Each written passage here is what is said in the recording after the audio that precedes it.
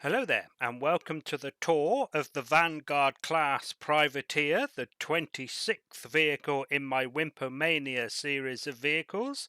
My name is Wimpoman, and I am the chief designer, chief builder, chief architect, and chief dumbass behind the Vanguard class project. Now, before I take you round this new ship, I do want to address the elephant in the room real quick. For those of you who are familiar with my tours at least, you may notice that the game looks a bit different and I sound a bit different too. I have a new PC, which includes a new headset. The one small thing I would say about this new headset actually is I also have a new mechanical keyboard, and the microphone is good enough that it can pick up some of the key clacks. So I apologise for that. However, it is less annoying, I think, than that annoying electromagnetic hum that was in the background of every video of my old PC. I did originally try and tweak the sound settings to edit that out, but it didn't really work. It kept cutting off sounds that I was making that I didn't want it to cut out. Anyway, speaking of which, and on a related note, those of you who may have seen the previous tour video for the Neophyte class, the 25th vehicle, you'll be happy to know that not only have I tweaked the game settings slightly, so my field of view is now 70. On top of that, I've made sure that when I render the video, it will be rendered in the correct resolution, so it won't be zoomed in the middle, as well as being 60 field of view. On top of that, I have actually changed my microphone settings a bit. More accurately, I've turned off something, echo voice, I think, or something similar to that. It was doing something with my voice that I didn't like, and it turns out that just turning it off sounds better, so I've turned it off. Okay, with all of that out the way, let's start the tour. You'll be happy to know this is an original vehicle, so there is nothing original else to show you. So we will start this tour by talking about its role and its task equipment. Okay, so its role is a civilian combat vessel, also known as a privateer. I've come up with the term privateer myself. I wanted a term that referred to civilian vessels that, if they were military, would be a warship. And of course, because they're not military, they're not warships, so what are they?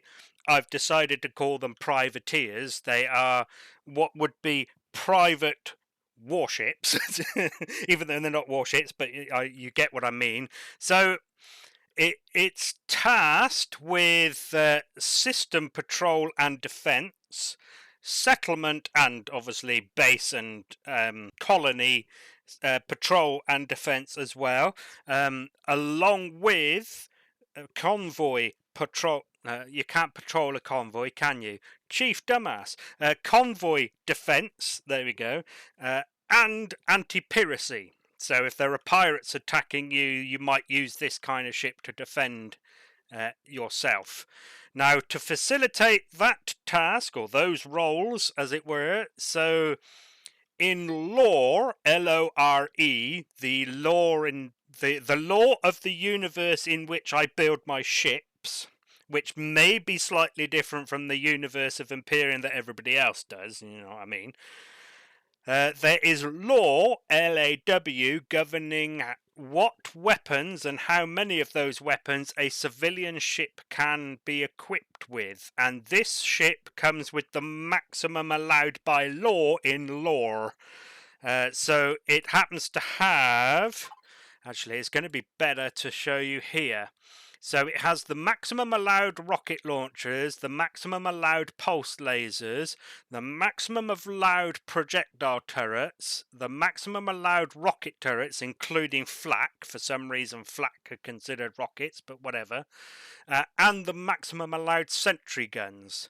However, the pulse lasers, the plasma turrets, and the artillery turrets plasma turrets, yeah, that I was right. I don't very often get them out, so I wasn't quite sure if I was naming them correctly. So those are all military only in my lore of building turrets. So there we go. And of course, as usual, you could count the thrusters, because without those you wouldn't be able to do anything. On top of that, you could sort of count the hull. So I will cover this in more detail later on, but the hull is 2 blocks thick. It is steel because it's a civilian ship. It does have a hardened steel frame, but the hull itself is steel. It does have some armour. Most of that is steel. Some of it is hardened steel. Because it's a combat ship, you could count those as well. Right, that's the end of that segment. So the next segment is going to be its propulsion, handling and lift capacity.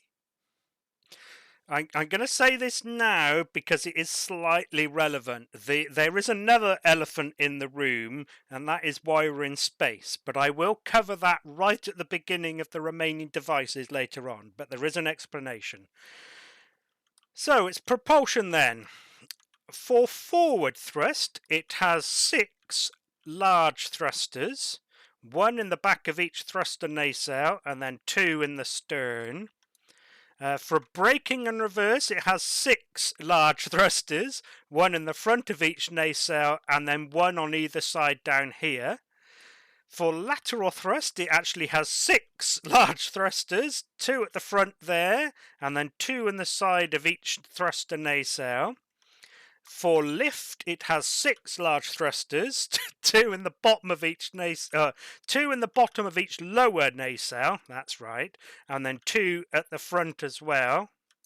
And then for descent thrust, it has 6 large thrusters, 2 in the tops of the upper nacelles, and then 2 at the front where the other thrusters are. It also has an ahead full function. Oh, this is something I've never explained, and I thought I should do it now. So ahead full is, how do I put it? It's the maximum safe speed is what I can figure it out with Google searches and stuff. So I've put 12 small jet thrusters on ahead full. Those are the ones you can see off. So without those on, that would be a head standard. That's something I've never explained before. So a head standard with a head full off, a head full on, and then, in case you give a shit, because the jet thrusters come with an afterburner, I would refer to firing the afterburner as a head flank. And a head flank, in case anybody doesn't know but has heard the term, is the maximum theoretical speed that the ship can reach, even if it's not necessarily safe to do so. I think it's entirely possible that I'm wrong slightly and that a head flank is the maximum theoretical safe speed, and then I don't necessarily understand therefore what a head full is, especially when you have an ahead standard. But you know, I was never in the Navy, so or any navy, including the royal one, because I is British in it. Now, one other thing to mention real quick is there are a couple of decoy thrusters. These are only smalls, and they are right in the nose. Yeah. Those are the only decoys on the ship. Another thing to mention is it comes with a warp drive, and it has no RCSs. So, for its mobility, starting with its maneuverability, and this will be with a head full off, it will accelerate forwards at 112 meters per second squared. You can probably guess the rest, not least because it's on the screen, but also it's the same number of the same type of thrusters. 112 in all directions. For agility, 55 degrees per second yaw, 52 degrees per second pitch, 92 degrees per second roll. So with a head full on, the 112 forward acceleration changes to 133, the 55 yaw changes to 57, so, you know, insignificant, and even more so, 52 up to 53 pitch. There we go. Lift capacity. So she can operate in up to 11.5 G. It's actually 11.47, but you know, rounded up a bit. She can lift 32.1 kilotons in 4G. The ship itself weighs 11.2, which means she can lift a further, well, very nearly 21 kilotons, 20.9-ish. Okay, that's the end of that segment. So the next segment is going to be its power, fuel and air. As usual with my tour videos, I'm going to tell you about this stuff now and then show you where it all is later on. So for power, it has, and this is something I think I might start doing now, is actually pointing out in the creative menu what I'm talking about. It has 8 large tier 1 generators. Now, I did some maths when I started building, however this was maybe a month and a bit ago, month and a half, so I can't remember exactly the maths, but I think in its current configuration it only needs 3 of them, and then if you upgrade the tier 1 shield to tier 2, I think you might need 5 maybe. It's something roughly like that, but you have 8, so you've got enough on board to take some damage and still keep going, or at the very least escape. It also has 3 small generators as decoys around the ship. Again, I'll show you this later on, but there's one in that wing, one in the other wing, and then one at the front. For fuel, it has a pentaxid tank. Oh, yeah, I want to keep that menu open. It also has 22... this is a problem. I might not necessarily find them quickly enough. It has 22 large tier 3 fuel tanks, as well as 2 medium tier 2s, just because there was a bit of space. O2, it has 10 large O2 tanks. It also has 26 ventilators, 4 O2 stations, and it is fully compartmentalized. I'm not going to bother counting the compartments because there are too many to count. So basically, every room and roughly every passageway has a ventilator. There are some instances where 2 rooms might share one in the bulkhead between them, but whatever. Right, that's going to be the end of that segment. So the next segment is going to be its weapons, defences and construction. Right then, let's start with its fixed weapons. So it's 4 rocket rocket launchers are in the nose because they are the cheaper and the lower level of the fixed weapons. So and on top of that, putting them in the nose means it's easier for them to aim at things like thrusters and turrets on an enemy ship. That, like I said, being in the nose, it might mean they're lost more often, but because they're cheaper, whatever. The 6 pulse lasers are here, 3 on each side, as you can see. Now, it's not too important that aim is considered with these because they're mostly used for lowering shields, so precision isn't really necessary. Alright, so they are there. The turrets then, so we have 2 rocket launchers, one on top and one on the bottom. No, rocket launcher, no, got it wrong again. Rocket turrets, these are the turrets, those are the launchers. Chief dumbass. So, one on top, one on the bottom, same on the other side. Then we have 4 flak turrets, one on each side in these bulbous bits here. One on the bottom and one on the top. Plus, there's 2 more at the rear, protecting its aft. One on top and one on the bottom, just there. Then the cannon turret. So normally cannon turrets are designated for ground attack, but on a ship like this where it kind of needs to use as many turrets as it can to fight other ships because it's a civilian ship and it doesn't have many for doing that, I've repurposed cannon turrets on this ship for ship-to-ship fighting. Say ship again, Wimp. Ship it down to the ship and we'll ship it out of here. So, one in front of each of the four FORE, four forward flak turrets. There just happens to be four of them, but you know what I mean. There is also two, one on either side, I should say, of the rocket turrets on the tops of and the bottom of the wings. I calling this wing, it's not really a wing, but you know what I mean.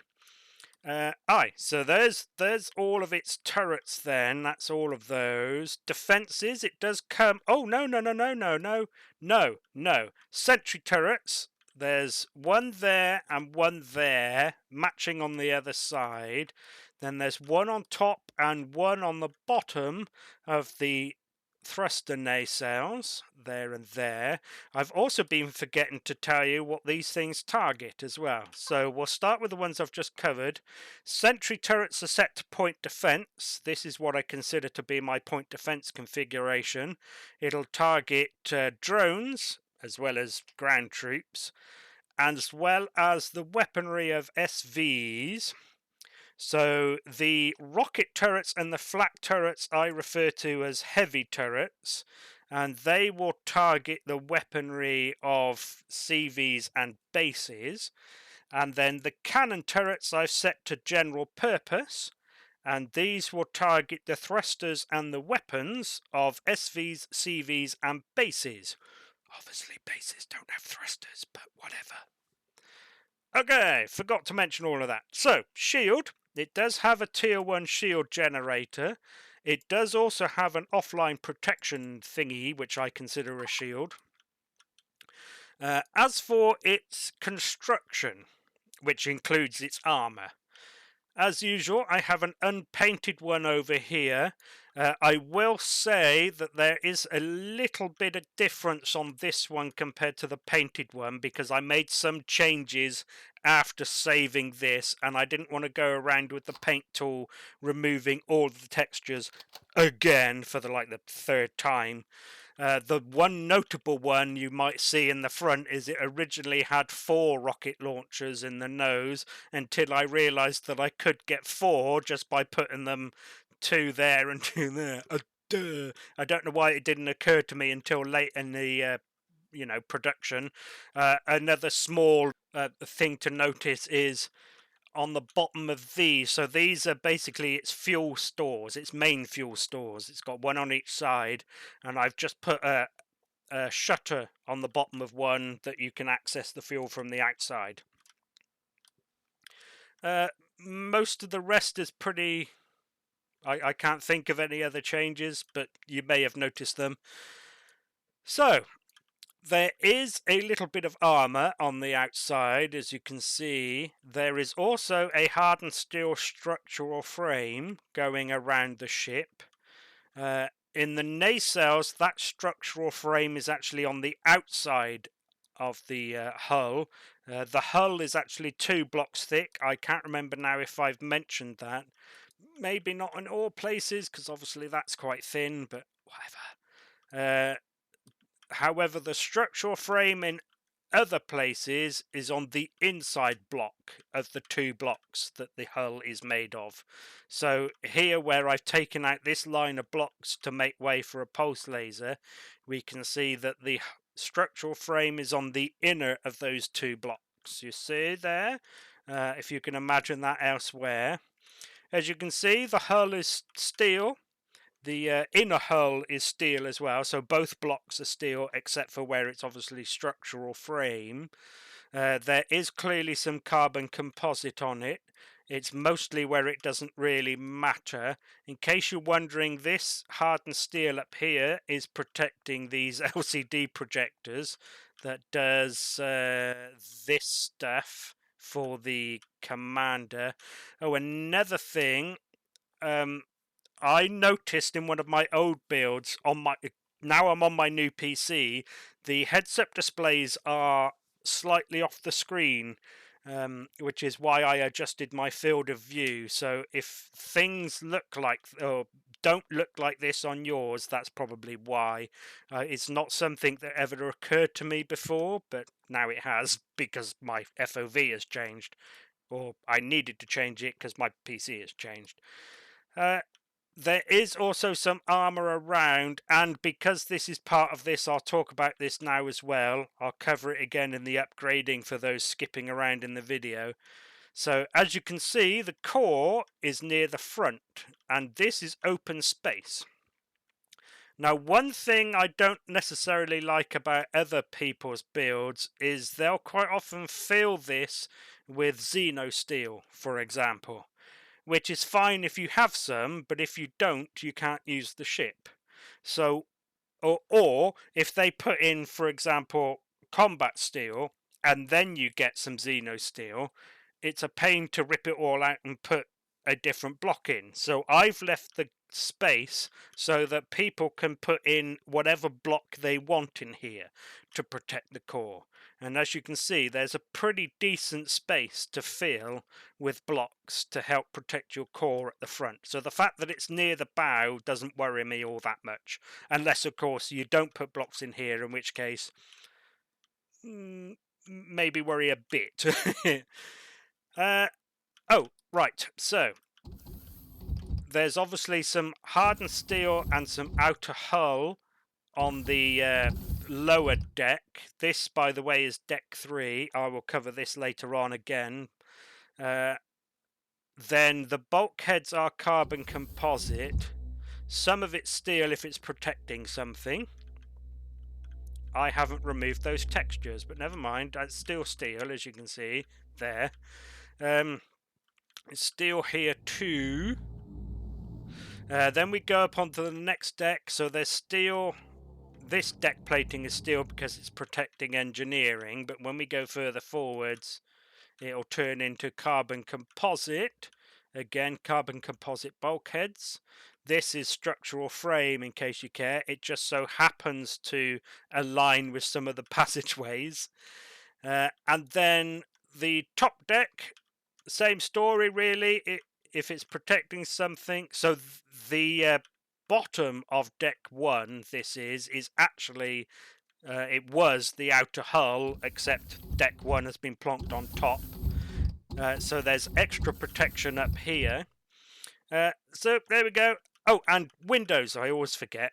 Oh, sometimes I don't. So this is the hardened windows, the hardened glass, but it's not always hardened glass. So here I didn't think it was necessary because there are blocks from the nacelle in the way. So these are the normal windows.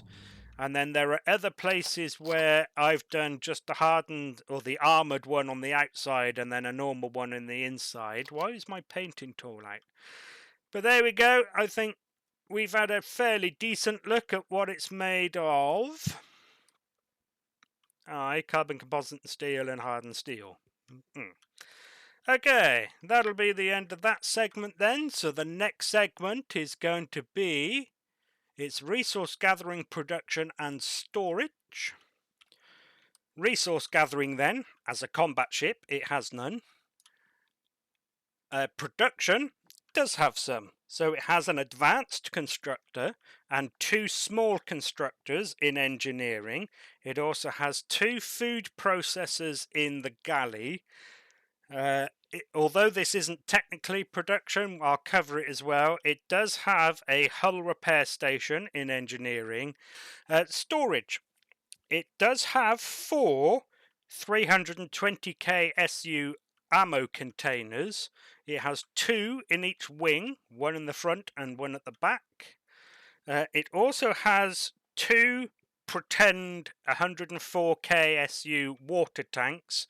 I say pretend because of course they are just cargo containers, but there are supposedly 20 people on board all showering and toileting, so it needs some water. So like other builds of mine, if there are showers and toilets on board, I pretend that there are water tanks as well.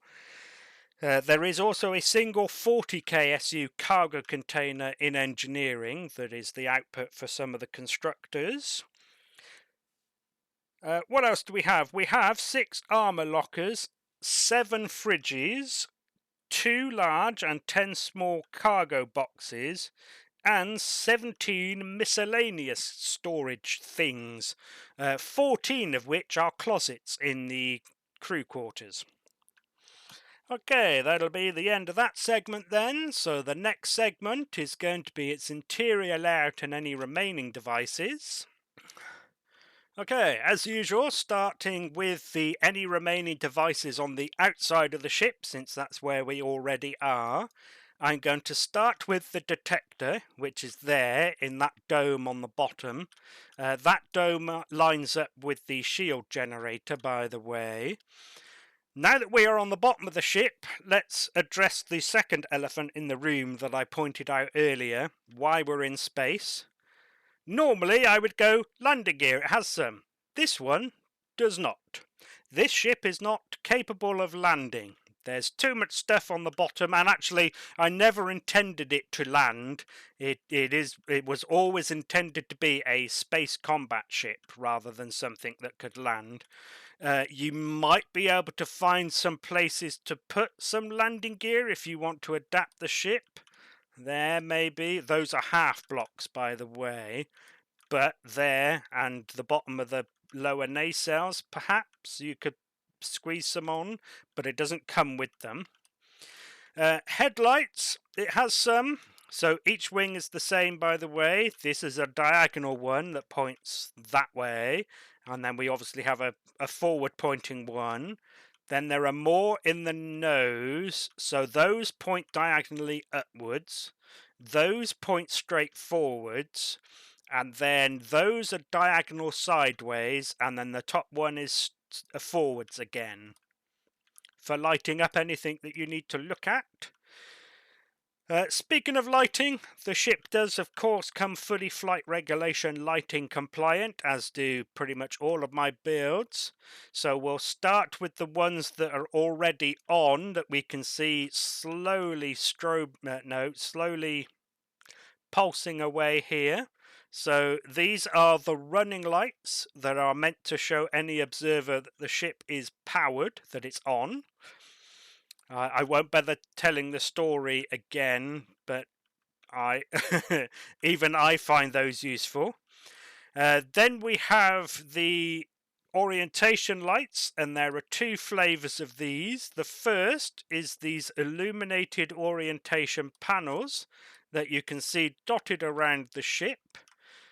These are its formation lights to help any other ship flying on in formation with it to do so.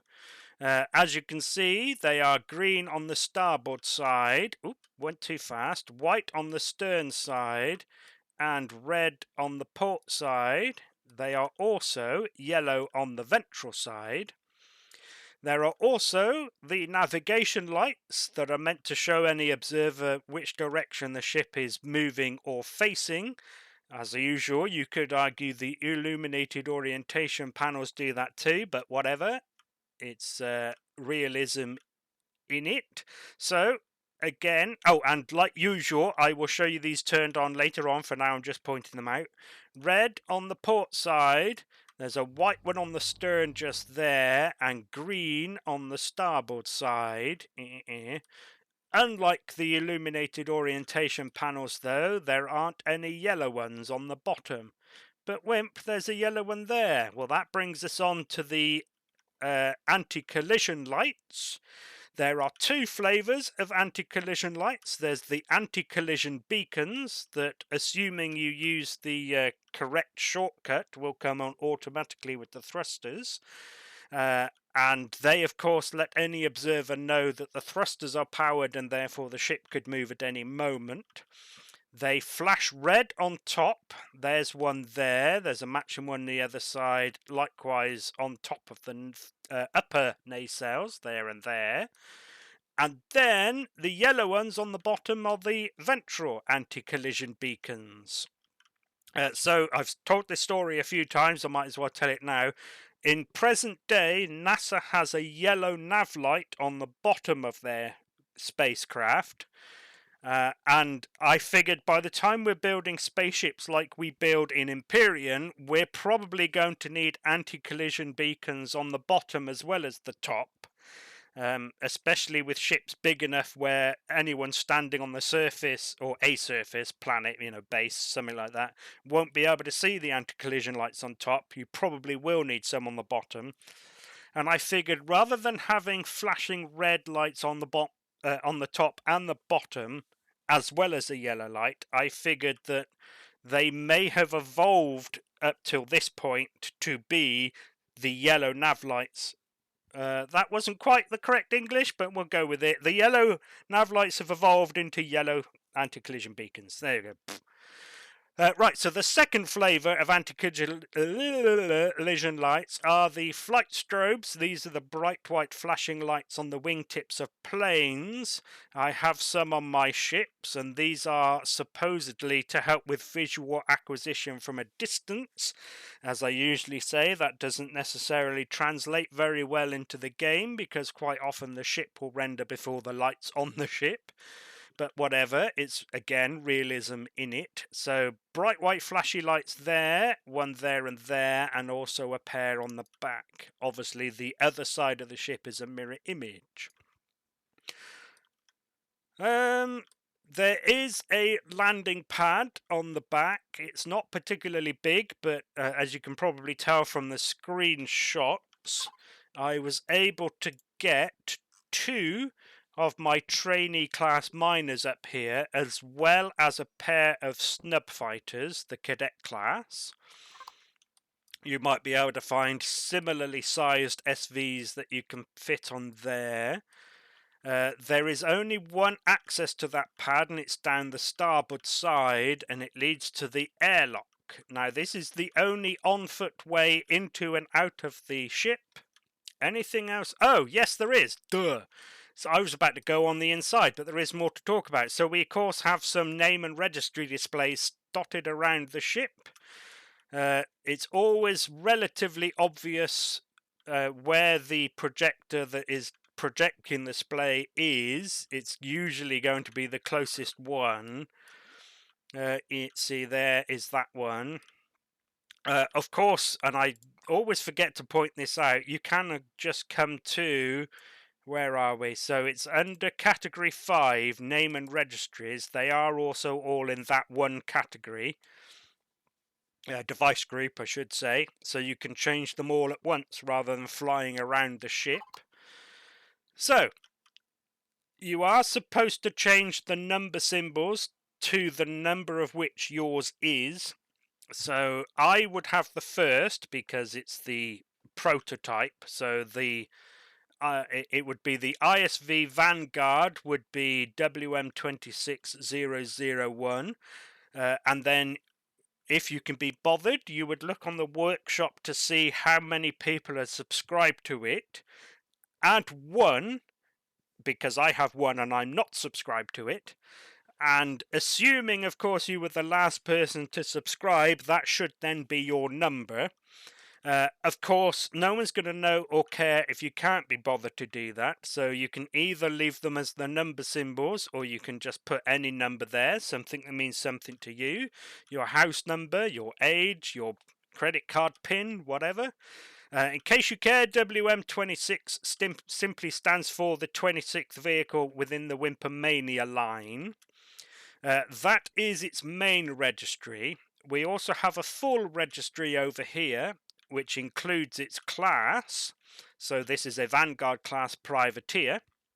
As you can see, there is its main registry. It makes up part of the full registry, and in case you care, the rest of the full registry simply stands for Wimpomania Manufacturing, the name of the manufacturer that manufactures the ship. CCV-P, I have said this a couple of times already, so you might be able to guess. It's Civilian Combat Vessel Privateer. It is simply the official designation, whereas this is the sort of colloquial one. And that leads us on to the name displays. As usual, you can name the ship whatever you like. Now, again, the the only one that should be the ISV Vanguard is the first one. No one is going to know or care, however, if you want to call it that, or simply leave it as that, or whatever. Oh, and you can name it in here as well.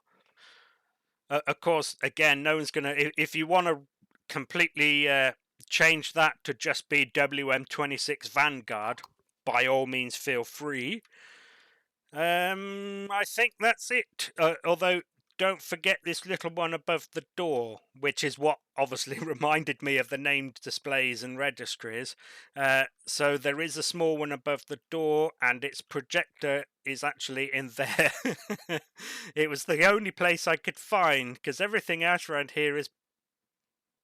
I know that's a spare space, but I didn't want it to block up that supposed vent. Which I've never explained, by the way. So these textures that I do, they all sort of have meaning. So these vent things here, I mean, I do use them for other things, like where... so these are coolant pipes down here that take hot coolant out from the generators and cool it in the coldness of space and then put them back into the generators. But obviously that's a connection point. That texture I use as the connection point for those. Likewise for things like ammo tubes. Oh, actually, there are a couple of places where I can show you. Where's the pulse lasers? The can we get a decent view? So just in case, there is actually one there that it is the ammo green color in the palette. Oh, the turrets. Yes, I've done them on the turrets. Is that going to be easier to see? No, not really, but you can just make out the green there. So that texture I quite often use for that stuff, but also it's for supposedly recycling the interior atmosphere for something that's breathable on the outside, or venting the interior atmosphere if there's some sort of contaminant or poison or whatever, which is why you see them dotted around. Anyway, so hatches here give you access to the water tanks, supposedly. There. I was mentioning earlier, but here's where I put in the access to the fuel tanks from the outside. Relatively well protected, in my opinion. That I think is probably it on the outside. Yeah. So let's go in through the airlock then. Let's come out of God mode. That door is automatic, as is this one. So here we have some equipment. I'm not going to bother, telling you what you can see. So there we go. That's what's in there. Opposite is the teleporter room, which, except for having a teleporter instead of a door to the outside, everything in here is the same, as you can see. Let's move further back. We have some heads. This door is manual. Those doors are manual too. We have 4 toilets in here, and a door into the lounge. We'll get there in a minute. There's the galley. That's automatic, as you could probably tell because it opened without me looking at it. The 2 food processors on board are in here, plus some storage for food and stuff. Some roleplay opportunities if you like doing that sort of thing. These consoles I consider to be my internal comms panels, by the way, in case you were wondering. Here's the mess hall and the lounge, although I looked at them the wrong way round, but I'm sure you can guess that the dining tables are the mess hall and the not dining tables are the lounge. There is a table in here, so I'm calling this the games table. So you can imagine the crew here could play chess or cards or something, poker. There is a shift roster up on the wall. You can read that at your leisure. Oh, and there is a lever to keep the light... Oh, my headlight was on. So that lever keeps the lights on in here when you sit in a seat. Whereas, obviously, without the lever, it's a motion sensor. And once you get into a seat, you're no longer in motion. Okay, we shall move forward to the cockpit. No, we won't. We will move forward to the bridge. Oh, this is deck 1, the command deck, by the way. Oh, yeah, and I did want to explain that. I nearly mentioned it earlier on. So, I wonder if it's in my... This is my terms, definitions, and conventions guide, by the way. Deck labelling, here we go, yes I did. So any ship or vessel that has a cockpit, the decks are numbered from the bottom up, regardless of which deck the cockpit is on. Any vessel that has a bridge, this has a bridge, the decks are numbered with bridge on deck 1 and counting down from there. So the decks below us are 2 and 3. With any decks above the bridge, there isn't on this ship, being lettered. A lot of people use the terms bridge and cockpit interchangeably, like Star Citizen. I personally don't. I have defined the difference between them. So a bridge is typically on top of a ship, whereas a cockpit is typically at the front of the ship. But the most important difference between a bridge and a cockpit is a bridge is always manned and a cockpit is not.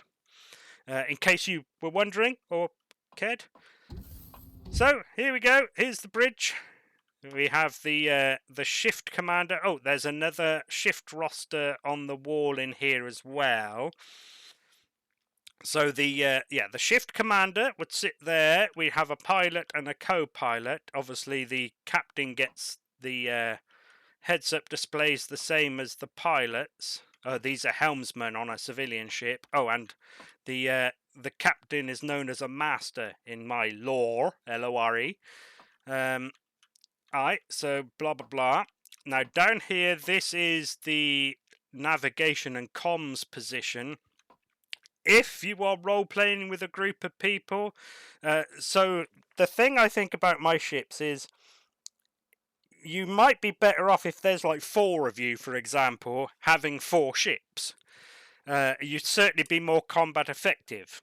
Unless, of course, you don't have the resources for making 4 ships, so maybe you would all pool your resources into one, and then you would crew that one ship, is the idea. So the point of, well, comms is obviously completely roleplay. There's anything for a player to do there. But navigation, the idea of navigation would be they would point out what resources are in a system, what resources are on a planet, that kind of thing, looking at the galaxy map to see where to go next and all of that bollocks.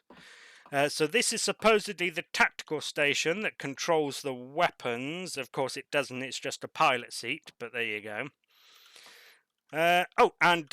So like in the lounge and mess, there is a lever in here to keep the lights on when you get in a seat, if you prefer.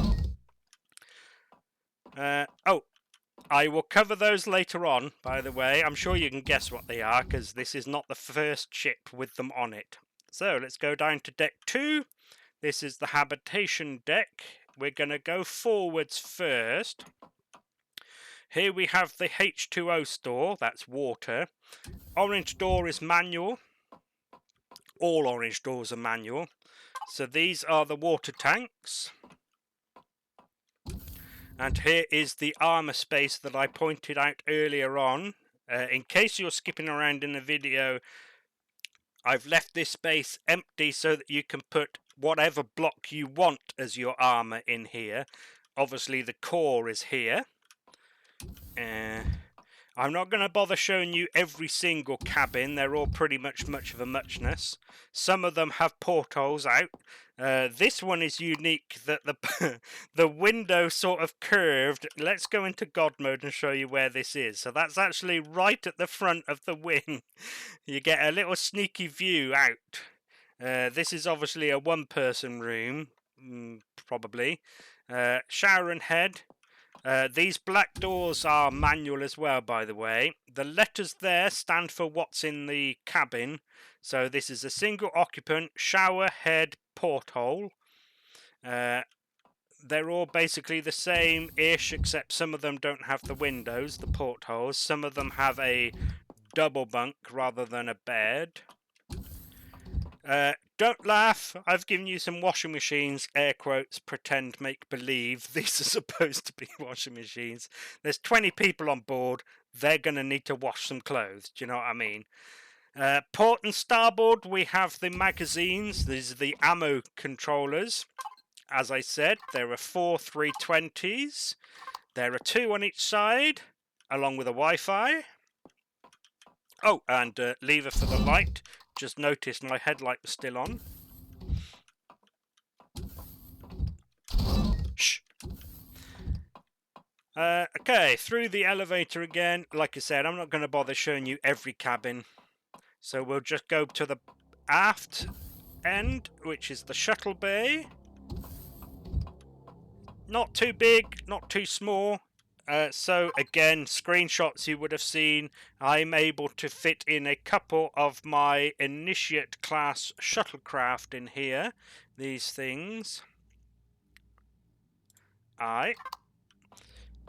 And again, you get some equipment for returning from whatever ground mission you may have been doing, for example. That's it on this deck. Let's go down to deck 3. So the infirmary is down here. In case, oh, have I got it in here? Do I include in the terms, definitions and conventions guide the differences between the medical facilities? I don't think I actually do.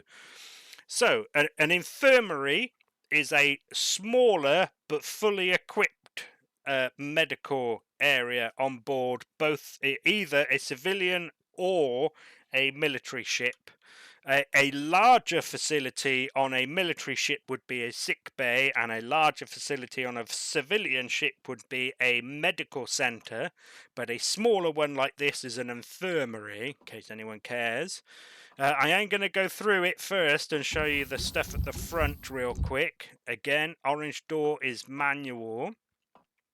Fuel, there's a bit of fuel at the front. This may explode if you're taking shots from the front, but again, there's some armor space here for you to fill with blocks to help prevent that. There is, again, fuel elsewhere. As I showed you on the bottom of the ship is those. Aye. So there we go.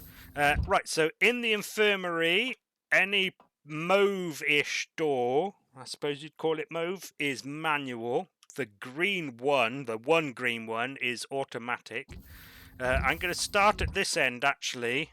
So here we have storage for medical supplies. Of course, you can put anything you want in there. It doesn't have to be meds, but that's what it would be in lore. Here we have the consultation, triage, and resuscitation. So if you've got an ouchie on your knee and you need to see the doctor, this would be where you would go. So you'd have the appointment, air quotes, here. There's a Snellen.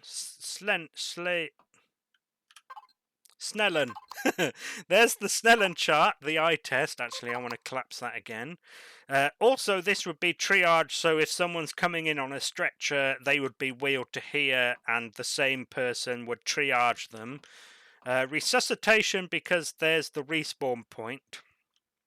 And then the next room, actually, we'll go to it through the other door just so you can see what I called it. So it's the trauma, operating room, and autopsy room. It's also technically the cryo storage room, and no, not the morgue. No drawers, just these things. So this is where all your medical equipment is. And then some RP fluff, including a lovely diagnostic image display. I actually have a few of these, but only the one would fit in here. So the light switch will do the spotlights above some of the tables. Just that one, actually. These ones are on the motion sensor. This light switch in here is the same as elsewhere in the ship, where it leaves that light on when you're sat in the seats. Probably not going to... Oh, recovery. Probably not going to ever sit in the seats, but, you know, roleplay. Or this is how a real ship would come, a light switch to leave the lights on. So here we have the recovery ward, I suppose it would be. There are 4 patient beds in here, plus a nurse's station. There's obviously showers and toilets for the patients to use. There are some spotlights to light up the toilets and the showers for, you know, when patients are sleeping, but you still need, I mean, that's a loud sound. It might still wake them up, but whatever. A little bit of storage in here, supposedly for more meds. This lever turns on what I refer to as the day lights. So when it's time for the patients to sleep, you would turn them off. And then you've got just one light on by the door, a spotlight lighting the nurse's station up, and one pointing over at these two things. Yeah. Right, last place then is the engineering. Again, orange door is manual only. Those of you familiar with my builds may recognise this. It is slightly different. Some things have moved around, but this is a very much copy and paste from previous builds, which I quite like. When it comes to things like engineering, it sort of makes sense that things would be roughly the same, in my opinion. So we have the offline protection over there. Oh, there's armor lockers in case you need heat and radiation boosts for working in here.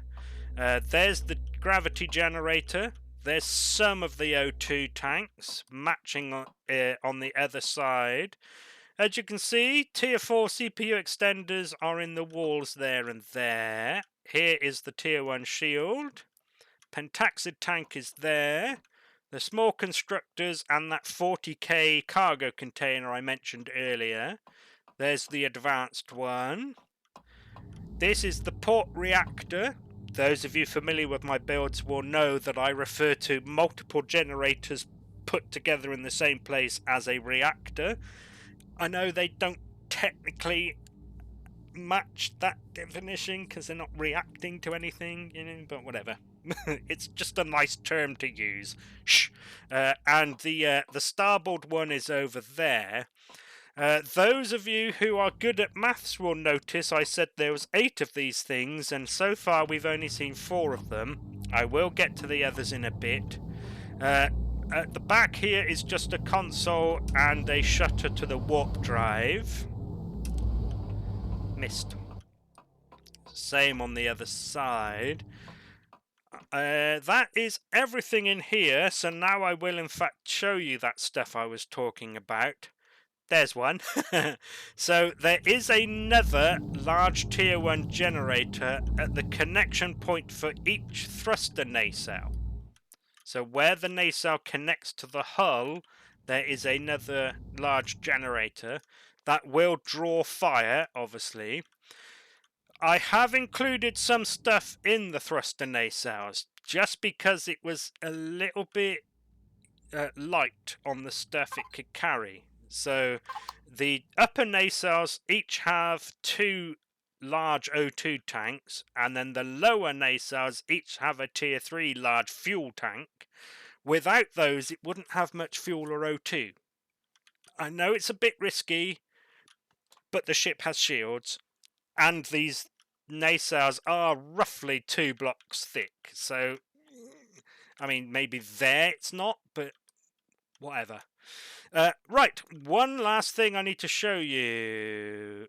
No, a couple more things actually. So there are some Wi-Fi blocks dotted around. We saw the one underneath the core at the bow, but there is also one in the stern just here. Let's turn my headlight on so you can get a better look, which is just in front of this array at the back here.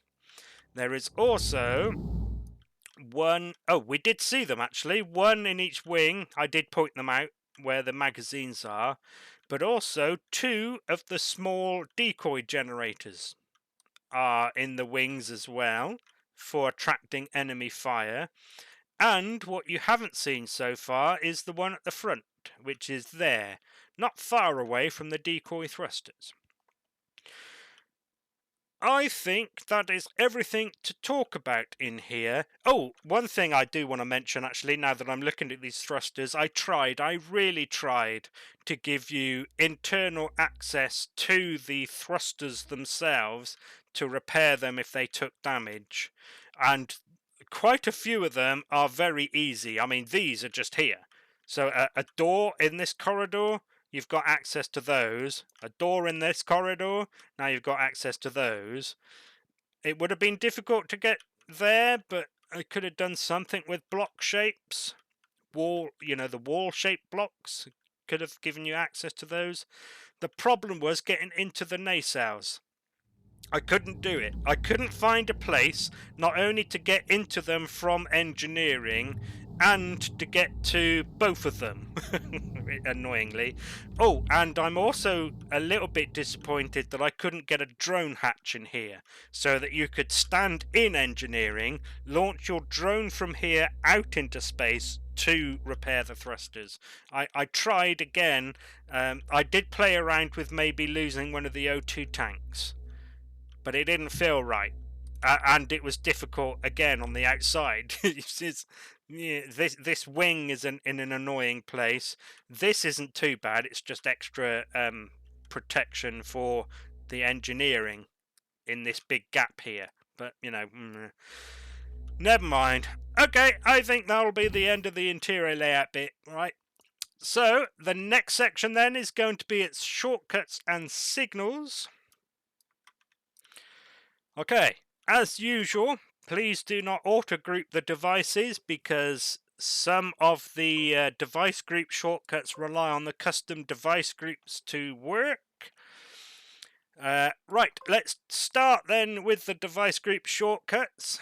As usual, the top one is propulsion, etc. So that will, of course, turn on all of the default thrusters, as well as the anti-collision beacons that I mentioned earlier. Red flashy on top, yellow flashy on the bottom. Then, of course, the next one down is the ahead full function, which turns on the additional jet thrusters. Let's turn those off. Now, in case you need them, I can't imagine why you would, but I have given you switches for the decoy thrusters and the decoy generators. Maybe you've taken some damage at the aft end and you need a bit extra power.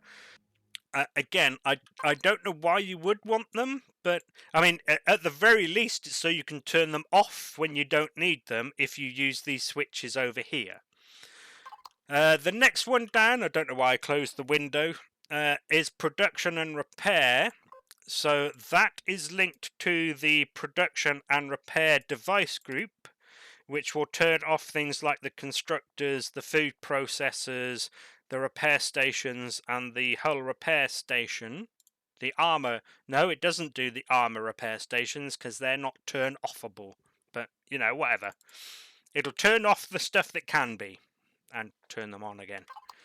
Right, the next one down is the artificial gravity switch. This comes turned off by default. It's only on so I could walk around to do the tour.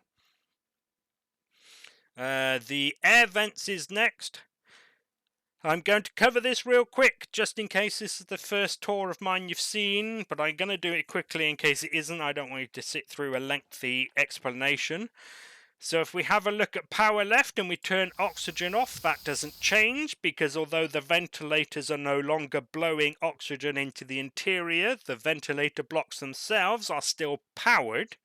So if we watch this again and flick that switch, you'll see you can save extra power if you are in a breathable atmosphere. Again, please remember that this ship isn't landable, but it is suborbital flightable. Moving on then to the signals column. As usual, we have power save at the top. Now, as usual, the heads-up displays on the bridge tell you what this does. Whoops, wrong one. So it's this one here and that one there in between the two helmsman seats. But basically, it'll turn off the wireless connection blocks. It'll turn off all of the motion sensors and levers, except for the one that controls these doors, so that you can still fly in and out. in a shuttlecraft when you've left the ship with power save on. It'll also do all of the LCDs, including the names and registry displays on the outside, as well as the heads-up displays on the bridge. It'll also do these. Oh, actually, those are controlled by, yeah, the motion sensor on the bridge anyway. So, is that everything? I think that's everything. I can't remember what I've covered now. Oh, yeah, the ingress indication light, that will actually turn off as well. In case you are looking for the way in and out, by the way, you are looking for that light green light that's light green. That always indicates the way in. It also happens to be the colour of the airlock lights when you're inside, but, you know, whatever. Okay, next one down then. Red alert. So that will turn on the shields and all of the weapons. Now, I do need to explain this because I'm sure some people are going to be, you know, talking about how I'm a Star Trek nerd. Not necessarily wrong, but... Oh, I didn't actually explain it here. Okay, I have explained it in other videos, but I will do it now as well because it's relevant. So, I use Red Alert for a reason, and that is because everybody knows, because of Star Trek, what Red Alert means. So I figured in 350 years in the future, which is roughly when the game is set, and there are going to be companies building ships like this, and people are going to be exploring space as depicted in games like this. I think it's entirely reasonable that ship manufacturers will put their, or name their battle stations on board civilian ships Red Alert, because every layperson knows what that means. People who don't like Star Trek knows what Red Alert means. You raise your shields and you ready all your weapons. Everybody knows. Oh, and the crew go to battle stations. Because everyone knows it, I think that's why future ship manufacturers will use it. Because there's no confusion. Aye. So there we go. That's why I do that. Point defense turrets. Now, the Red Alert will, of course, deploy and retract the sentry turrets as well. But I wanted to give you a way just to deploy those in case you only needed to take out a drone or two and you didn't want to waste lots of power and therefore fuel turning all of the weapons on and the shields where you might not necessarily need it. Right, the next two down are some of the regulation lighting. I will turn them both on. So nav lights, as I said earlier, are the red on the port side, the white one on the stern side, and the green ones on the starboard side. And then the flight strobes we can see slowly strobing away, fastly strobing away. So I've given you a flash at the front, a flash here, and then a flash at the back as well. Flash. There you go. Okay, so that's what they do. Headlights will, of course, turn on the spotlights that point forwards-ish. And, of course, I do that, as I always say, in case... So I know that when you're sat in a cockpit seat, you can, of course, use your keyboard shortcut, which I think is default to L. When you're sat in a cockpit seat, but if you accidentally leave them on and you're floating around in space and then you notice you've left them on, I wanted to give you a way to turn them off without having to go all the way back into the pilot seat. So if you use the keyboard shortcut, you might need to flick that twice to turn them off, but, you know, whatever. Still easier. And then finally is the close hatches switch. So as I pointed out earlier, here's access to the water tanks. There's obviously two, I only did the one. Here's access to the fuel tanks, again 2. And these as well, access to the warp drive. So if you notice, especially from the pilot seat, that you've accidentally left one open, I didn't want you to have to get out of the pilot seat to go and close them again. So you flick that switch, and it will close them.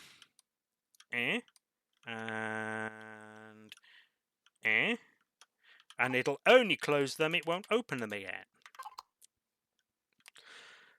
Okay, that'll be the end of that segment. So the next segment is going to be its CPU and upgrading. Okay, so in case you are skipping around in the video, I'm going to show this again. So the core is at the front, there-ish. It's surrounded by space, but as you can tell by the label on the doors, it is space for you to put in your own armor. The reason I did that, again, in case you're skipping around in the video, I'm going to mention it again, is so that you can fill it with whatever blocks you happen to have. I didn't want to force you with the blueprint of gathering Xenosteel, for example. So when you get it, you can put it in, or you can put in something lesser until you've got it. Right, the CPU extenders are of course in engineering on deck 3, that's the bottom deck, there and there, and of course it is tier 4. It uses 3,343,000 of the 10 million you are allowed, so still plenty of room to play with. As for upgradability, other than putting armor into the armor space at the front around the core, there isn't much for you to do. There is no spaces available for you to put extra stuff. That doesn't mean you can't personalize it. So for example, as I mentioned earlier when I was talking about the weapons, this ship comes with the maximum allowed by law, LAW, for a civilian ship in lore, LORE. So the lore of my universe, there are laws governing what civilian ships can have. Those laws, as I've mentioned in other videos-ish, only really apply to the Milky Way galaxy, and probably only to human beings. So if you happen to find yourself in a survival situation in some other galaxy, I don't know, Andromeda for example, maybe those laws don't apply. So feel free to rip out the turrets and put in better ones if you wish. That is one of the ways you can, of course, upgrade the ship. Oh, and I mean, there are space. So here, this is just carbon composite. But if you took those away, you might notice there's a pretty decent 3x3 area there. There is a similar shape on the bottom, with a 3x3 area underneath it, and on top of deck 1 all of this is carbon composite, all of it. So if you wanted extra weapons, there's certainly stuff you can move out the way. Aye. Right, that'll be the end of that segment.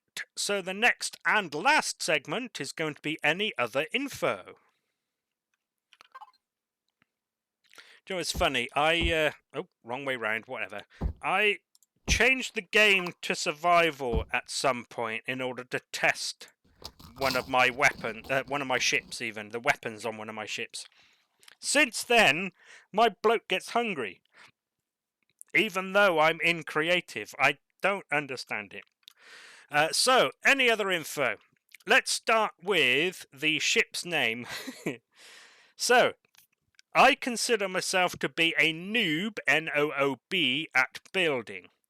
And because of that, I name all of the ships within the Wimpomania line synonyms of newbie, N-E-W-B-I-E, words that mean someone who is new at something, or synonyms of words that words that mean someone who is the first at something.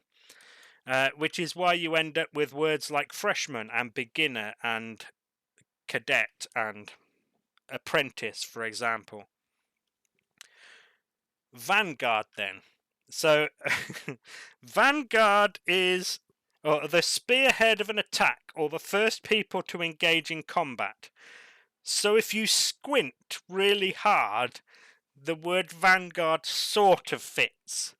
Originally, I was going to call it the understudy class because that is a synonym of apprentice, and there is an apprentice class already in the Wimpomania line.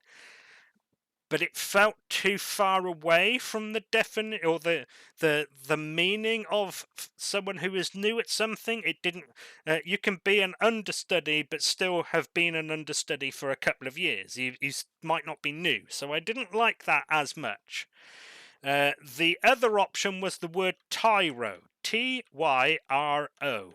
Apparently, that also means someone who is new at something.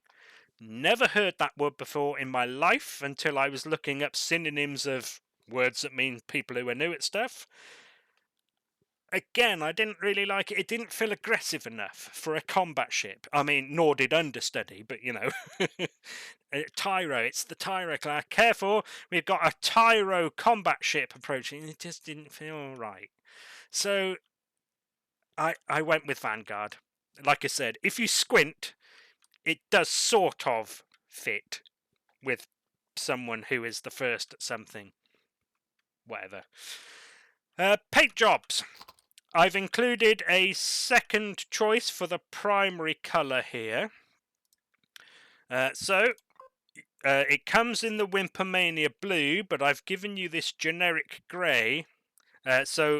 These two colours, or this one, I should say, is not used anywhere in the build, as opposed to the one that's currently highlighted, which is also used for the floors and the walls in engineering, and this is that dark grey. There's some other bits as well. That there is that grey. Which means please don't change it in case you didn't catch that. But I've given you the choice of this generic grey, and this is what it looks like in the generic grey. It is pretty cool in my opinion. So that's that. Speaking of paints, let's change it back. Let's point at the right thing. As usual, I've included my damage texture. Let's do it here.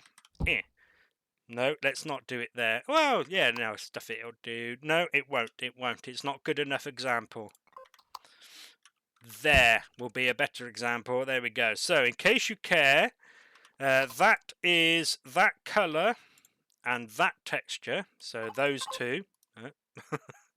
Those two. And that, to me, looks like smouldering metal. And it certainly looks more like damage than that does. Because those textures and that colour is used elsewhere in the build. So although you might notice a block is missing, it might not necessarily look like damage. I mean, there's a block missing, sort of.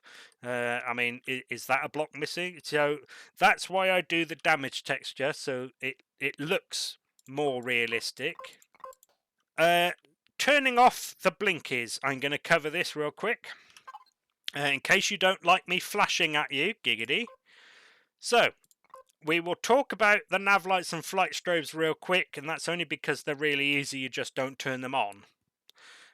If you are using the propulsion etc. switch to make sure you only get the thrusters you need on, and you don't like the flashy flashes, you go to the devices and you scroll all the way to the bottom. You are looking for reg lights, the prefix reg lights. And the ones that come on automatically with the thrusters are the anti-collision lights. If they are on, active here, you just deactivate them. And then you remove the shortcut. And then they will never come on again if you don't like them. Similarly, if you don't like the running lights, so that's these ones. So if you don't like those, actually, a really easy way to find their device group is to just activate the P menu on the device itself. So, no shortcut to worry about here, you just deactivate the group. Nice and simple. One more thing I do want to mention about its design. So, I didn't intend this, but this Vanguard class is giving it looks like the RSI Perseus from Star Citizen. Yeah, I think it looks a bit like the Perseus. It's not, you know, very much like it, but it is a little bit like it. I also tend to get, it also looks a little bit like an Anaconda from Elite Dangerous, in my opinion, especially with this bit here and that. It's quite reminiscent, in my opinion. I also don't know why, but I sort of get Star Wars vibes from it too. Again, none of this is intentional, but yeah. Righto, one more thing to do then, which I normally do on camera. Ooh, make sure I select the right one. And that is to publish it during the tour. Hooray! Blueprint successfully uploaded. Okay. Righto, so that'll be the end of the tour for the Vanguard class privateer. Thank you very much for taking an interest in her. I hope you get some use out of it, and hopefully I will see you in another video for a different build. So thank you again, and goodbye.